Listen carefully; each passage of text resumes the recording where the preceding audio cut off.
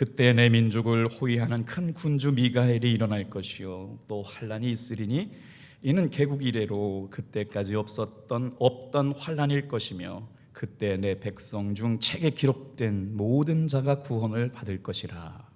땅의 티끌 가운데에서 자는 자 중에서 많은 사람이 깨어나 영생을 받는 자도 있겠고 수치를 당하여서 영원히 부끄러움을 당할 자도 있을 것이며 지혜 있는 자는 궁창의 빛과 같이 빛날 것이요 많은 사람을 옳은 대로 돌아오게 한 자는 별과 같이 영원토록 빛나리라. 다니엘아, 마지막 때까지 이 말을 간수하고 이 글을 공함하라. 많은 사람이 빨리 왕래하며 지식이 더하리라. 나 다니엘이 본즉 다른 두 사람이 있어 하나는 강 이쪽 언덕에 섰고 하나는 강 저쪽 언덕에 섰더니 그 중에 하나가 세마포 옷을 입은 자 곧 강물 위쪽에 있는 자에게 이르되 이 놀라운 일의 끝이 어느 때까지냐 하더라. 내가 들은즉 그 세마포 옷을 입고 강물 위쪽에 있는 자가 자기의 좌우 손을 들어 하늘을 향하여 영원히 살아계시는 이를 가리켜 맹세하여 이르되 반드시 한때 두때 반때를 지나서 성도의 권세가 다 깨지기까지니 그렇게 되면 이 모든 일이 다 끝나리라 하더라. 내가 듣고도 깨닫지 못한지라.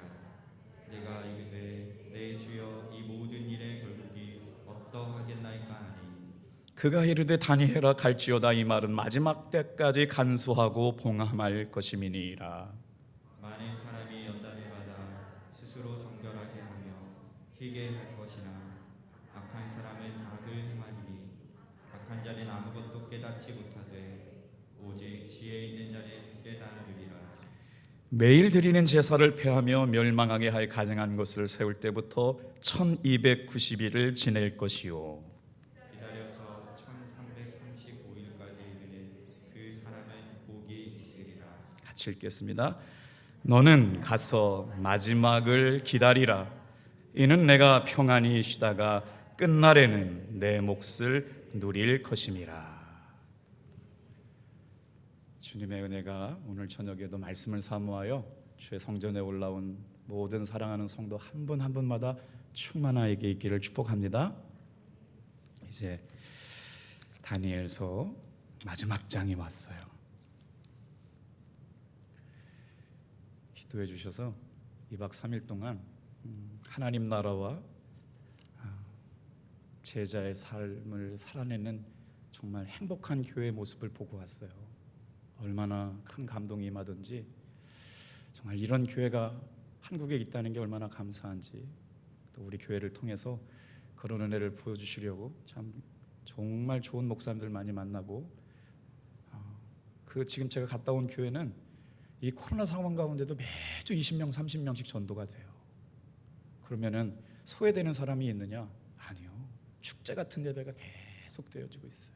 그래서 야 진짜 그냥 그 자리에만 있어도 행복하고 은혜가 되고 주신 감동을 가지고 이렇게 돌아오게 됐어요.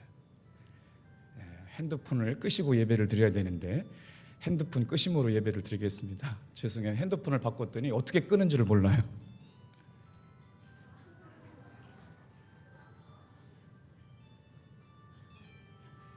핸드폰 끄심으로 예배 드릴게요. 아니 아무리 끄려고 해도 핸드폰을 바꿨더니 어떻게 끄는지를 몰라요. 죄송해요. 이제 한 번 더 울리면 큰일인데 이걸 어떻게 해야 되지? 자,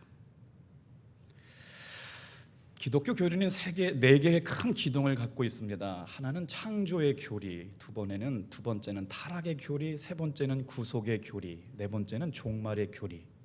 그러니까 신약의 창세기부터 요한계시록까지의 말씀을 묵상한다 그러면 창조의 교리, 타락의 교리, 구속의 교리, 종말의 교리, 성경 안에 다 들어가 있는 네 개의 큰 기둥을 말하는 거거든요. 그러니까 이 다니엘은 어디에 속하냐면 바로 종말의 교리에 관한 말씀이에요.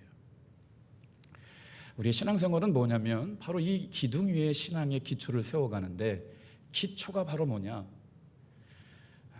신앙이 깊다고 하는 사람들도 어려운 일을 만나보면 신앙이 뿌리채 흔들릴 때가 있죠. 그래서 흔들리지 않는 신앙의 고백을 갖는 일은 굉장히 중요한데 오늘 이 저녁에 저와 여러분의 믿음의 고백이 흔들리지 않는 신앙의 뿌리, 다 같이 한번 따라합시다. 예수 그리스도. 여러분, 아무리 힘들어도 죽을 것 같은 일이 생겨도 우리의 삶에 흔들리지 않을 수 있는 유일한 소망이 뭐냐? 바로 복음이신 예수 그리스도입니다. 전도를 한다라고 하는 건 우리 성도들을 피곤하게 만들거나 무슨 일을 치르려고 하는 게 아니에요. 전도를 한다라고 하는 것은 복음 안에 우리 교회가 세워지기를 바라는 것이죠. 그리고 나서 그것도 너무나도 어려운 일이기 때문에 눈물을 흘리면서 복음을 전하지 않고서는 영혼을 구원할 수 없는 시대를 살아가고 있어요. 오늘 이 저녁에 예배를 드리고 계시는 성도님들 뿐만 아니라 가정에서 예배를 드리고 있는 성도 여러분, 바로 우리가 행축을 진행하는 일은 프로그램을 하기 위해서 하는 일이 아니고 영혼을 예수 그리스도의 복음의 본질 앞에 세우는 일로 온 교회가 다시 한번 새롭게 거듭나는 시간들이 될 줄로 믿습니다.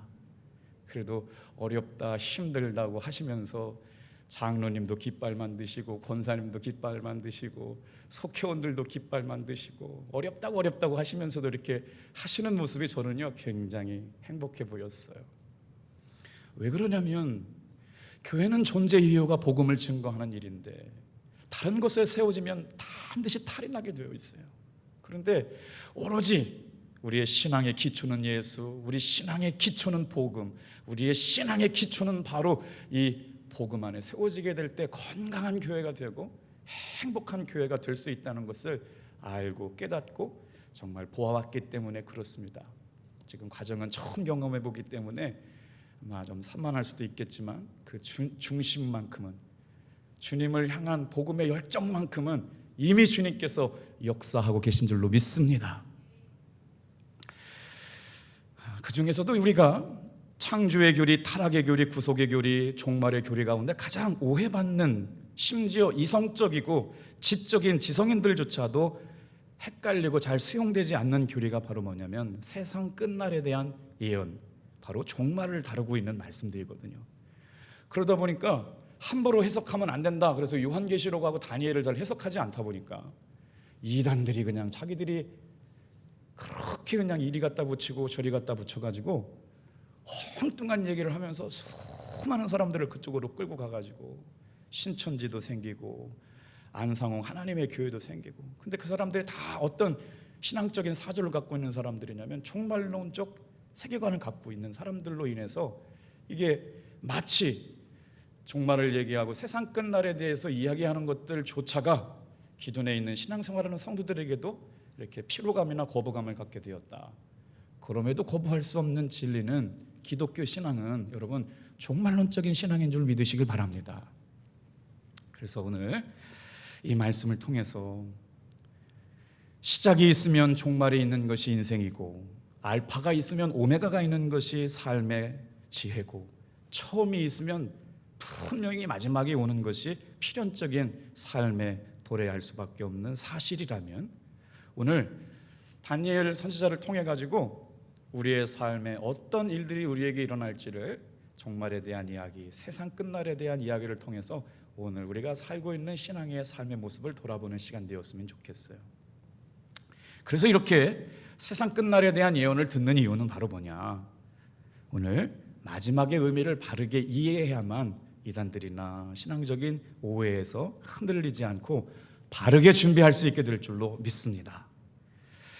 자, 여러분 종말 그러면 아마 성경 공부하듯이 물어보면 무서운 것, 힘든 것, 끔찍한 것이라고 얘기하는 분이 계실지도 모르겠어요. 종말에 대한 많은 이미지들이 우리가 갖고 있기 때문에. 그런데 오늘 다니엘 12장은요 그렇지 않습니다. 다니엘 12장은 우리가 가지고 있는 종말은 단지 파괴적이거나 아주 무섭거나 그런 이미지만 갖고 있는 것이 아니라 종말이 온다는 것은 분명한 것이고, 그것을 우리 기독교인들은 어떻게 이해해야 되냐? 다 같이 한번 따라해 볼까요? 하나님의 역사의 완성, 인생의 완성, 신앙의 완성. 그게 종말이라고 하는 건 궁극적인 의미는 이런 의미가 있다는 것이죠. 그래서 오늘 이 말씀을 통해서 하나님께서 우리에게 하루하루가 삶이 어때요?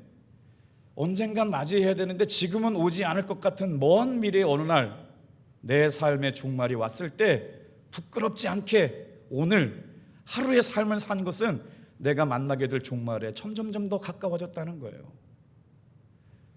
우리의 삶이 천년 만년 될 것 같지만 오늘 밤에도 주님이 불러가시면 가야 되잖아요. 오늘이 내 인생의 마지막이라고 생각을 하고 우리의 신앙의 결론이 어디서 나요? 십자가 앞에서 드러나요. 십자가의 생명을 소유하고 살아가는 사람이냐, 십자가의 복음을 모르고 살아가는 사람이냐. 수많은 사람들이 교회는 왔다 갔다 했지만 정말 마지막 신앙의 마지막 피날레는 어디서 드러나느냐? 예수님이 서 계신 십자가 앞에 천국문에서 우리의 신앙이 드러나기 때문에 저는 정말 깜짝 놀랐어요. 오늘 본문 말씀을 준비하면서 마치 다니엘서 12장을 오늘 끝나게 하려고 스케줄표를 만들어 놓은 것처럼 행축과 연결되었는데 뭐 여러 가지 이렇게 변수가 있었잖아요. 근데 오늘 놀랍게도 행축이 시작되는 오늘 이 주간에 12장이 마치게 된 것도 주님의 은혜라고 생각이 돼요. 자, 성경을 좀 펼쳐보시겠어요? 세상 끝날에 관한 얘기를 말씀을 하시면서 진짜 신앙은 참된 종말론 앞에 서게 될 때 비로소 드러나게 된다는 걸 잊지 말고, 우리가 자랑스러웠던 신앙의 선배들은 어떤 신앙을 소유하고 살아가느냐? 바로 예수님 앞에서 나의 신앙을 돌아보고 나서 부끄러움이 없었는지, 종말론적인 신앙을 가지고 임박한 종말을 위해서 예수님이 오신다, 예수님이 구원하신다라고 하는 분명한 종말론적 신앙을 가지고 복음을 전했던 사람들이 기도하고 복음을 전했던 것을 여러분 기억하시길 바랍니다. 저도 어린 시절 부모님들이 이렇게 휴가라고 하는 영화 보고 은혜 많이 받았다는 얘기를 통해서 막 교회에서도 가고 막 지방에서도 가고, 그래서 갔다 오시 막 가슴을 치고 통회하시면서 막 회개했던 그 은혜가 있어요. 어린 시절에 막 우리 감리교회 휴가 영화가 뭐 아주 그때는 영화관도 그렇고 하니까 전 교인들이 가가지고 극장에 가서 이렇게 마지막 때를 보고 왔다는 얘기들을 들리는데, 여러분 보세요. 우리 다시 한번 오늘 이 밤에 나와 있는 귀한 성도들이 다 같이 한번 따라하겠습니다. 예수님 안에서 하나님의 생명책에 기록되기를 소망합시다. 성경 12장 1절 말씀 같이 읽을게요. 시작.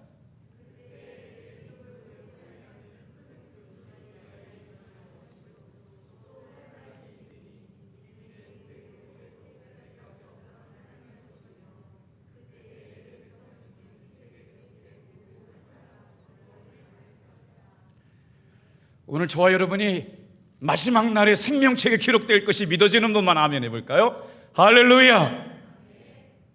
우리의 믿음의 소망, 마지막 날에 끝날이 다가왔을 때 우리의 신앙을 다 마치고 주님 앞에 섰을 때 기대, 정말 보고 싶은 책 중에 책이 뭐냐? 바로 생명책 아닌가요?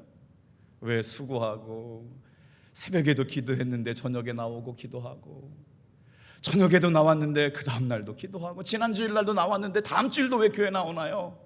우리의 소망은 주님 앞에 섰을 때 우리의 이름이 생명책에 기록될 것이라고 하는 걸 분명히 믿고 신앙생활하는 사람들이기 때문에 저와 여러분들이 이 일을 위하여 부르심을 받은 사람들인 줄로 믿습니다. 다 같이 한번 따요. 그때에, 성경의 이 중요한 때가 그때. 내 백성 중에 책에 기록된 모든 자가 구원을 받을 것이라. 그런데 말이에요, 오늘 이 종말의 때를 살아가면서 우리가 생각할 것은 마지막 종말의 때에 나타나는 징조가 있대요. 마지막 때가 되면 드러나는 그때의 신호가 있다는 거예요. 오늘도 기도하면서 여러 선교사님들이 같이 기도했거든요. 코로나 때문에 선교사님들이 굉장히 어려우신데 참 그래도 대단해요. IT 강국 대한민국, 요르단에서 캄보디아에서 뭐 전 세계에 흩어졌던 선교사님들이 2박 3일 동안 줌으로 다 들어와서 같이 은혜를 나눴거든요. 근데 이런 얘기를 하시는 거예요. 무슬림 때문에 그렇게 핍박이 많았던 그 나라 가운데 무슬림 지역에서 이래요.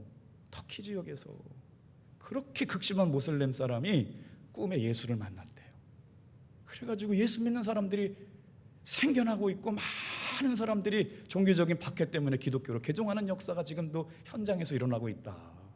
그러니까 우리의 생각은 이런 일이 어떻게 일어날지 모르지만 하나님의 계획 가운데는 아무리 환란이 심하고 박해가 심해도 여러분 생명책에 기록하는 역사는 오늘도 진행되고 있음을 믿으시길 바랍니다. 그래서 오늘 그때라고 하는 때가 언제예요? 오늘 보면 4절에 보니까 마지막 때 그래요. 4절도 한번 읽어볼게요. 시작. 다니엘아, 마지막 때까지 이 말을 간수하고 이 글을 봉합하라. 많은 사람이 빨리 왕래하며 지식이 더하리라. 성경을 이렇게 이제 주경학자들이라서 성경을 풀어주는 사람들이 이렇게 이제 이 성경 여러분 가지고 계신 성경 보면 이렇게 해석을 달아놨잖아요. 근데 집에 갔더니 고영광 사모가 너무 목사님이 어렵게 설명을 했다고 그래가지고 생각을 해보니까 너무 어렵게 설명을 드린 것 같아요. 자, 사진 좀 보여주세요, 권사님. 첫 번째 사진. 혹시나 이게 지금 잘 안 보이시는데 무슨 사진이냐면 구약 성경을 읽으면서 가장 어렵게 이해되는 부분들이 어디냐면 바벨론 포로 시기 때부터예요. 그래서 오늘은 이걸 가지고는 오늘 시간 안에 끝낼 수가 없기 때문에 개념만 설명을 드려볼게요. 그러니까 이 바벨론 포로 시대가 언제냐? 기억해 보세요. 이거는 중요한 단어니까. BC 예수님이 오시기 전 606년부터 언제까지냐면 예수님이 이제 오시기 전이에요. 이제 이 역사를 거기서부터 시작해요. 이제 포로 시대의 역사부터 바벨론 시대부터 설명을 드리는 거예요. BC 539년까지의 역사. 성경 안에 드러나고 있는 역사가 바벨론 시대라고 하는 역사가 있어요. 그 시작이 언제냐면 다니엘서 1장 1절부터 5절까지 바벨론 포로로 끌려갔던 사람들을 이야기. 여호야김 왕 때 왕과 그 가족들과 다니엘이 포로로 끌려간 1차 포로, 2차 포로, 3차 포로. 이게 바벨론 왕 느부갓네살이 공격을 해가지고 539년에 유다가 멸망하게 되면서 바벨론으로 끌려가게 됐던 이야기가 이 바벨론 시대에 등장하는데 이제 그게 얽힌 이야기들이 성경에 등장하잖아요. 그런데 그 포로로 갔던 다니엘이 바벨론의 포로가 영원하지 않는단 말이에요. 하나님의 백성들이 말씀을 떠나고 은혜를 떠나고 하나님 예배를 훼손하고 하니까 인생 막대기로 바벨론을 쳤지 바벨론도 영원하지 않는다. 그래서 등장한 나라가 있어요. 바로 페르시아. 영어로 보면 더 쉬운데 더 페르시안 피어리드라고 그래가지고 근데 우리가 알고 있는 번호 그러니까 한문을 영어를 한문으로 번역했죠. 파샤라고 써놨어요. 파샤. 그러니까 이 파샤를 이해하기가 참 어려워. 어디 나라인가. 그런데 페르시안 제국 이 때를 생각하면 이제 성경의 이해가 될 수 있는데 두 번째 한번 사진 떼어보세요.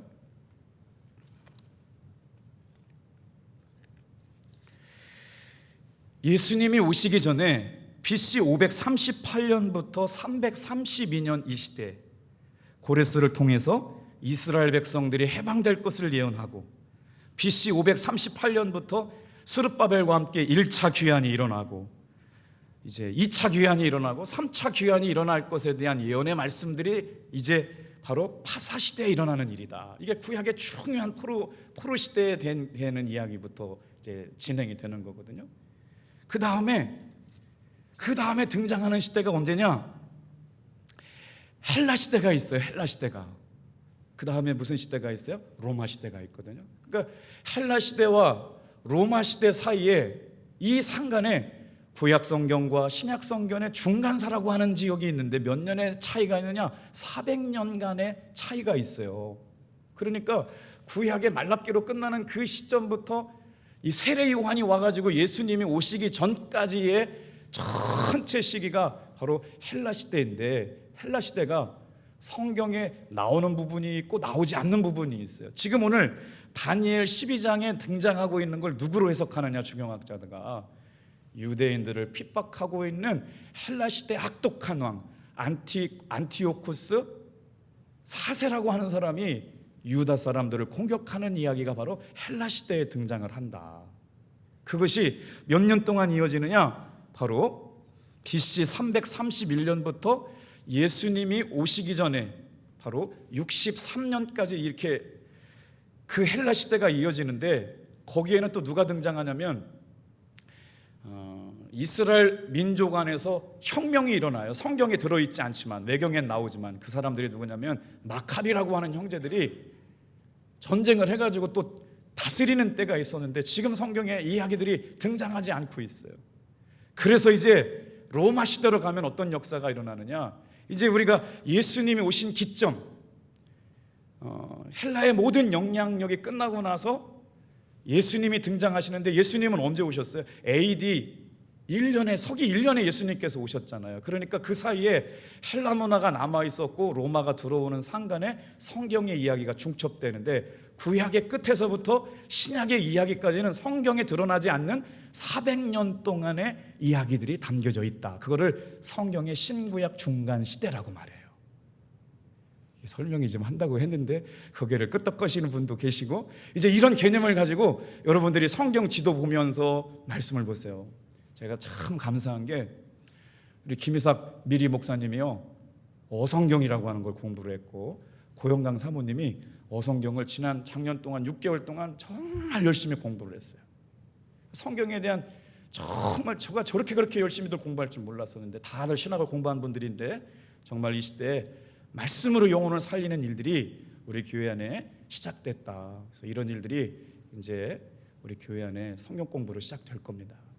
자세하게 잘 가르쳐 드릴 거예요. 자, 이런 일들 가운데 로마 시대, 바로 예수님이 오시기 전 BC 63년부터 AD 47년까지 이어지는 그 로마 시대 안에서 일어난 이야기들, 로마가 멸망하기 전에까지 이야기 안에 예수님이 오셨고, 이미 로마가 AD BC 63년까지 이스라엘 주변을 장악하고 있었다. 그래서 바로 바벨론 시대가 성경 안에 들어있고, 페르시안 시대가 있었고, 그 다음에 헬라 시대가 왔고, 그 다음에 마카비, 성경의 신구약 중간사가 구약과 신약 사이에 400년 동안의 역사. 그런데 이것은 인류 역사가 성경에는 기록되지 않았다. 그런데 예언이 되었다는 거예요. 그리고 나서 어디로 이어져요? 예수님의 오심. 그러니까 세례 요한이 등장한부터 예수님이 오시기까지가 이게 전체적으로 성경이 연결되게 되지는 이야기들이 오늘 진행되는데, 오늘 그걸 다 말씀을 드릴 수는 없고, 이런 개념을 가지고 성경을 보다 보면 풍성하게 이해가 될 것 같아요. 자, 왜 우리가 전도를 하나요? 왜 우리가 예수를 믿으면서 이렇게 복음을 전할까요? 놀랍게도 성경은 이렇게 말씀하고 있어요. 끝날이 있다. 주님 앞에 서는 날이 있다. 복음의 기초를 가지고, 복음의 생명력을 가지고, 복음의 신앙생활에 가장 중요한 열정을 가지고 살아가는 사람들에게 어떤 일들이 일어나냐? 첫 번째는 생명책이 기록되는 날, 일이라고 하는 것과, 두 번째 생각할 것은요, 마지막 종말이 되면 두 가지 현상이 일어난대요. 성경의 이야기예요. 자, 더 이상 인생은 가진 자와 못 가진 자로 나누어지지 않아요. 예수님 앞에 서게 될 때는 배운 자와 못 배운 자로 구분되지 않아요. 부자와 가난한 자로 구분되지 않습니다. 잘생긴 사람과 못생긴 사람으로 구분되지 않고, 성공한 사람과 못 성공한 사람, 성공하지 못한 사람으로 구분되지 않고, 성경에 의하면 마지막 주님이 오실 그때가 돼서 주님 앞에 세워질 그날이 되면 인생은 딱 두 부류의 종류로 구분된다. 다 같이 한번 따라합시다. 영원한 수치를 당할 사람이거나 영원한 생명을 누릴 사람으로 구분된다. 예수님의 복음의 기초를 가지고 신앙생활하는 사람들이 관심은 다른 데 없어요. 예수 그리스도. 우리가 이것을 진리로 믿고 하나님의 말씀이라고 하는 생명으로 믿는다면, 그때가 되면 없었던 환란이 일어날 것이고, 그때 내 백성 중에 기록된 자가, 모든 자가 구원을 얻을 것이다. 그러니까 우리의 신앙생활은 구원받는 일에 생명을 걸고 영혼을 구원하는 일에 최선을 다해서 하나님이 약속하신 생명책에 기록해 놓는 일, 그리고 나서 그 말세 지말에 일어난 일들이 드러나게 되는데, 우리 2절 좀 읽어볼까요? 어떤 징조가 일어나는지 읽어볼게요. 시작.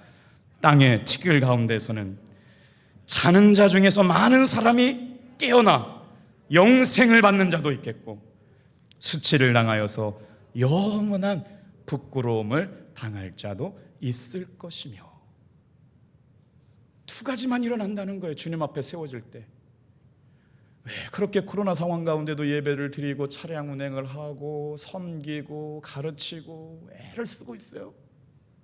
다른 거 없어요. 우리 인생의 마지막 주님 앞에 섰을 때 평가, 김석기 목사의 평가는 주님 앞에서 드러나게 될 거예요. 참 악하고 게으른 종이라고 평가하실지, 아유 착하고 충성된 종이라고 칭찬하실지. 사실 이 고백이 없다면 목사 되면 안 되는 거였죠. 사실 이 고백이 없다면 우리 성도들은 교회 다닐 의미가 없는 거예요. 정말 중요한 일이잖아요. 영혼이 구원받는 일이고 생명이 갈려지는 역사인데 오늘날 신앙의 성도들은 이것에 관심이 별로 없어져요. 죄송한 얘기잖아요. 땅의 복음에는 관심이 많아요. 집 사고 좋은 대학 가고 출세하고 영향력을 갖게 되고 비트코인을 타가지고 막 동네에도 막 누가 몇백억을 벌었다는 얘기 들고 뭐 재테크를 잘해가지고 서울에 요즘 집 산 사람 돈 다 버렸대요. 서울에 집값 오르기 전에 정권 바뀌기 전에 집 산 사람은 다 10억 20억 벌었대요. 지금 못 산 사람들은 그럼 어떻게 해야 돼요? 그러니까 막 허탈함을 느끼게 되잖아요. 그런데 여러분 소망이 있어요. 예수님 앞에 세워질 때는 가진 자와 못 가진 자로 구분되지 않습니다. 배운 사람과 못 배운 사람으로 구분되지 않아요. 행복하게 잘 살았던 사람과 못 살았던 사람으로 구분되지 않아요. 성경의 말씀에 의하면 예수의 생명을 가진 사람이거나 아니면 예수의 생명이 없는 사람으로만 주님 앞에 세워지는 것을 여러분 믿으시길 바랍니다. 여러분은 영원한 생명을 소유한 사람입니까? 그러면 주님이 기뻐하시는 일에 우리의 마음을 드리는 거예요. 최선을 다해서 할 수만 있는 대로. 결국 영원한 수치, 영원한 멸망, 영원한, 오늘 말씀해 보니까 영원한 수치, 2절이요, 영원한 부끄러움을 당할 자가 있다는 거예요. 복음 앞에 세워지지 않은 교회, 사람들 많이 모이면 뭐 하나요? 사람들이 많이 모이면 뭐예요? 복음 앞에 복음의 기초로 바로 세워지지 않아서 마지막 날 되어질 일들도 모르고 그것에 관심도 없을 뿐만 아니라 하나님 앞에 두렵고 떨림으로 구원을 이루어가야 될 것에는 관심이 없는 사람들에게 영원한 수치를 당할 것이다, 영원한 부끄러움을 당할 것이다 라고 말씀하시는 이 진리 앞에 저와 여러분들은 영원한 생명을 누린 성도들 되기를 축복합니다. 그래서 요한복음 3장 36절 같이 읽어볼까요? 시작. 아들을 믿는 자에게는 영생이 있고 아들에게 순종하지 아니한 자는 영생을 보지 못하고 도리어 하나님의 진노가 그 머리에 머물러 있느니라. 무슨 말을 할까요? 예수님께서 하신 말씀을 지금 계속 따라가다 보니까 예수님은 땅의 복음을 얘기한 적이 없어요. 이 땅에 오시면서도 천국의 복음을 전하셨고 속히 오리라고 하셨던 사도행전 1장 말씀을 보면 그때도 속히 오신다고 말씀하셨어요. 근데 우리의 신앙은 예수님 말씀은 그렇게 말씀을 하셨는데 살다 보니까 자꾸 어떡하면 땅에 복음 안에 물들어가고 있는 신앙 안에 물들어 있으면서도 우리의 신앙이 변질하거나 달라졌다라고 하는 걸 마음 아파 생각하지 않는 현실을 맞이하게 됐다. 마태복음 7장 13절 14절 말씀 같이 읽어볼게요. 주님의 명령이에요. 시작. 좁은 문으로 들어가라. 멸망으로 인도하는 문은 크고 그 길이 넓어 그리로 들어가는 자가 많고 생명으로 인도하는 문은 좁고 길이 협착하여 찾는 자가 적음이라. 오늘 말씀을 읽으면서 우리 성도들에게 위로해 주시는 주의 말씀이 있거든요. 종말의 시간을 기다리는 사람이 누구일까요?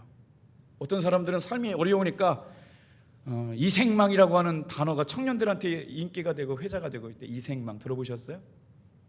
이번 세상은 망했다 이거예요. 젊은이들이 얼마나 현실적인 박탈감을 갖고 있는지 이생망은 폭망했다는 거예요. 결혼도 못하지, 직장도 없지, 그렇다고 개선의 여지도 없지, 집 있는 사람들은 다 아버지 어머니가 물려주는 것들로 뭐 이런 거. 그러다 보니까 이생망이라고 하는 단어들이 청년들에게 회자되고 있다는 거예요. 그런데 여러분, 그 종말의 시기를 기다리는 사람들이 있어요. 어떤 사람들일까요? 자, 놀랍게도 하나님께서 3절 말씀, 오늘 제가 읽으면서 제일 은혜 받은 구절은 3절과 13절이에요. 다른 말씀도 다 해석하겠습니다만, 자, 같이 한번 읽어볼까요? 3절 시작. 지혜 있는 자는 궁창의 빛과 같이 빛날 것이요 많은 사람을 옳은 대로 돌아오게 한 자는 별과 같이 영원토록 빛나리라. 2박 3일 동안 기도의 자리에 있으면서도 제 마음이 순간순간 기뻤다가 순간순간 힘들었다가 순간순간 염려로 가득했다가 끊임없이 우리의 마음이 변해요. 오늘 여러분 안 그러셨어요? 어느 날은 하나님의 은혜가 성령 충만해가지고 하나님 나만 사랑하시는 것 같고 나만 역사하시는 것 같은데 사소한 것 하나 때문에 마음을 뺏겼어요. 왜 이렇게 힘든 거야? 어떻게 이겨요? 제 마음도 그래요. 오늘 이 자리에 나와 있는 여러분도 그럴 거고 영상으로 예배드리고 있는 여러분 성도님들의 마음도 그럴 거예요. 그래서 우리는 여러분 다른 것 바라보면 다 실망해요. 목사 바라봐도 실망하고 성도 바라봐도 실망해요. 그러나 오직 예수님의 십자가 바라보고 예수님께 집중하고 성령님이 어떻게 인도하실까에 집중한 사람들은 삶의 고난이 와도 흔들리지 않게 될 줄로 믿습니다. 그래서 십자가 바라보고 살아가는 사람들은 회복 탄력성이 빨라요. 이해력이 깊어요. 무슨 틀림없이 그럴 일이 있을 거야. 참 어려울 일이니까 별일이 다 있어요. 지난 주일날 설교 말씀을 우리 어르신 성도님이 잘 들으셨나 봐요. 3월 27일은 온 교회 탑동교회 성도님들은 교회를 오십시오 할렐루야 들으시고 이번 주는 코로나 때문에 못 나가니까 주중에 목사님한테 뵙고 헌금도 드리고 인사도 드리고 나 잘 있다고 인사해야겠다. 근데 목사님이 없네? 사무실에 사람이 없네? 김희석 전사가 하필이면 그날 엉덩이 뿔나가지고 수술 받으러 갔거든요. 사모님은 그 시간에 점심 먹으러 갔나 봐. 섭섭하고 오해가 되신 거예요. 내가 교회를 왔는데 이렇게 그냥 맞아주는 사람 없어가지고. 목사님, 내가 앞으로 교회를 다녀야 될지 안 다녀야 될지 모르겠다고 그냥 깜짝 놀랐어요. 제가 자초지종을 설명을 드렸어요. 급하게 문자 보내니까 또 문자도 잘못 보내가지고 섭섭하게 막 서운하셨더라고요. 사랑하는 성도 여러분, 오늘 우리의 본질 가운데 예수님이 주시는 평안함 가운데 거할 수 있게 되기를 축복합니다. 그래서 오늘 정말 중요한 말씀이 나와요. 3절 같이 읽어볼게요. 다시요. 시작.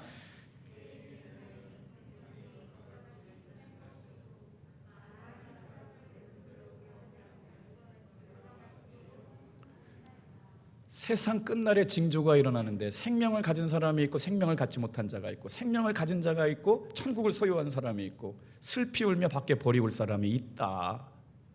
그런데 저와 여러분은 어디에 있느냐? 다니엘서에서 뭐라고 그러냐면 하늘에 빛나는 궁창의 별과 같은 존재들이 있다는 거예요. 주님께서 마지막 세에 세상 끝날과 그 징조를 보여주시면서 우리 성도들에게 주시는 정말 보석 같은 주옥 같은 이야기, 영혼을 구원해서 옳은 대로 데려온 사람들, 복음을 전해서 영혼을 구원하는 사람들이 하늘에서 별과 같이 빛나는 역사가 있다고 말씀하고 있어요. 할렐루야. 이거면 전도할 이유가 있는 거 아니에요? 주님 앞에 서야 될 사람들인데. 마지막 가장 중요한 건 생명책에 기록된 사람들이 주님 앞에 서서 생명과 사망과 저주가 갈라지는 시간에 주님 앞에 넌 뭐하다 왔느냐라고 물으실 때 주님, 제가 이렇게 순종하고 말씀 전하고 복음 전하고 영혼 사랑하다 왔습니다 라고 하면 통과해야 되는데, 빌립보서 4장 3절 말씀 기억하실까요? 빌립보서 4장 3절 말씀, 나와 멍에를 같이 한 자, 복음에 나와 함께 힘쓰던 자, 그들의 이름이 생명책에 기록되어 있다. 아멘. 오늘 우리가 할 수만 있는 대로, 기회가 되는 대로 여러분 영혼을 구원해서 하나님이 기뻐하시는 대로 옳은 대로 인도하여 그들의 이름이 생명책에 기록되는 일을 여러분 정성을 다해서 마음을 써주시기를 주님의 이름으로 축복합니다.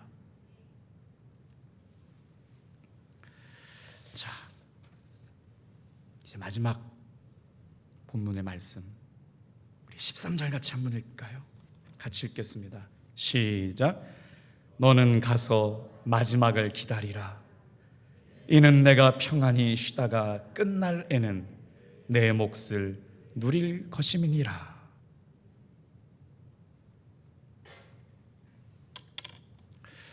지금은 다 이해가 되지 않지만 한숨을 고르고 나서 주님께 묵상하고, 주님, 이런 일이 왜 일어났어요? 물어보고 나서 기도하다 보면요, 주님이 주시는 두 가지 마음이 있어요. 평안함을 주세요.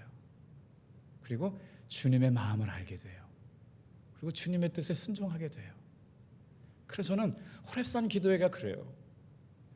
이 행복한 사람들이 만들어가는 행복한 교회라고 하는 슬로건을 1년 전에 준비했거든요. 그런데 이게 아주 큰 교회들이나 할 수 있는 규모인데요, 순서 절차에 따라서 차근차근 정말 정성스럽고 은혜롭게 진행이 되고 있어요.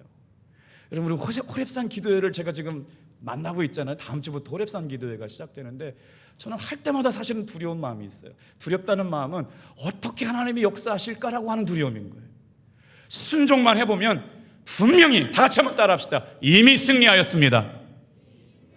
우리 영상으로도 말씀하셨어요. 정말 지금 이 시간에 기도할 수 있어요? 상황을 보세요. 형편을 보세요. 1000명, 2000명. 오늘도 수원 갔더니 수원도 12,000명 등록됐네. 그런데요, 거기서 밥 다 먹었어요. 수원에 더 도시잖아요. 밥 다 먹었어요. 도시락 다 먹고요. 200명, 300명이 도시락 다 먹었어요. 얼마나 뜨겁게. 11시 15분에 기도가 끝나요. 아침 8시에 나와가지고 기도가 마지막 끝나면 11시 15분에 기도가 끝나는데 어제는 11시 반에 기도가 끝났어요. 나라와 민족과 복음을 위해서 얼마나 기도하는지 몰라요. 진짜 살아있는 교회들이 있다. 그래서 이 호렙산 기도회 때 제 마음속에, 야, 이번에도 역사하실 거야. 이번에 행축도 역사하실 거야. 여러분, 우리의 믿음이 어디에 있어야 돼요? 다 같이 한번 따라합시다. 이미, 조금만 높여주실래요? 이미 주님은 승리하셨습니다. 내 삶의 형편 가운데 주님은 이미 승리하셨어요. 내가 판단하고, 내가 의심하고, 내가 환경 바라보고, 내가 성도들 바라보고 있고, 문제 바라보고 있는 거지, 주님은 절대로 지지 않으세요. 사망 권세를 이기시고 부활하신 승리를 바라보는 저와 여러분 되길 바랍니다. 못 나오실 수 있어요. 그런데 나올 수 있도록 환경 바꿔달라고 마음 먹어보세요. 못 나오시면 그 자리에서 기도하시면 돼요. 주님과 동행하시길 바랍니다. 그 마음을 주셨어요. 역사는 주님의 주권 아래에 있어요. 응답은 주님의 주권 아래에 있어요. 그러나 우리의 마음의 변질은, 우리의 마음의 중심은 오직, 여러분, 성령님이 일하시는 것에 마음이 따라오기를 주님의 이름으로 축복합니다. 그러니까 기대가 생겨요. 어떻게 역사하실까? 어떻게 일하실까? 우리는 순종만 하면 돼요. 나를 믿는 자는 영생을 가졌고 심판에 이르지 아니하리라. 말씀을 전하는 주의 종들에게 하나님의 영광을 주시겠다는 약속이에요. 여러분, 이게 얼마나 감격스러운 줄 아세요? 어느 날 기도를 끝나고 나서 새벽 기도 시간에 막 울었던 때가 있어요. 제가 언제 말씀드렸잖아요. 십자가 밑에 이렇게 제가 구부려 앉아 있는데 비가 막 들이치고 있었어요. 근데 제가 막 너무 힘들고 지쳐가지고 울고 있었거든요. 근데 주님이 등 두드려 주시더라고요. 그게 환상인지 꿈인지 몰라요. 근데 그냥 그렇게 좋더라고요. 얼마나 많이 울었는지 몰라요. 왜 눈물이 났어요? 주님이 날 알고 있다고 말씀해 주셨기 때문이죠. 주님이 날 보고 있다고 말씀해 주셨기 때문에. 순종하면 가는 거죠. 우리의 마지막이 언제일지 몰라요. 제가 아직 60도 안 됐는데 제 친구들이 한 사람 두 사람 부고가 날라와요.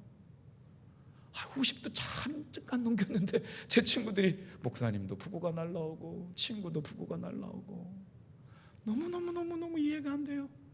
최근에 2, 3주 전에 제 친구 또 하나 천국 못 갔어요. 그 친구 예수 안 믿어가지고. 근데 장례 났다고 연락 왔더라고요. 인생에 순서가 없어요. 오늘 저와 여러분들이 정말 이 시간에 마지막 날, 마지막 때, 마지막 순간, 마지막 징표를 보고 일어날 일들을 알게 된다면 뭘부터 준비할까요? 다른 것 말고 예수님 앞에 세워지고 예수님이 우리를 보고 계시는 것, 그 복음 안에 세워지는 귀한 성도님들 다 되기를 축복합니다. 기도하겠어요.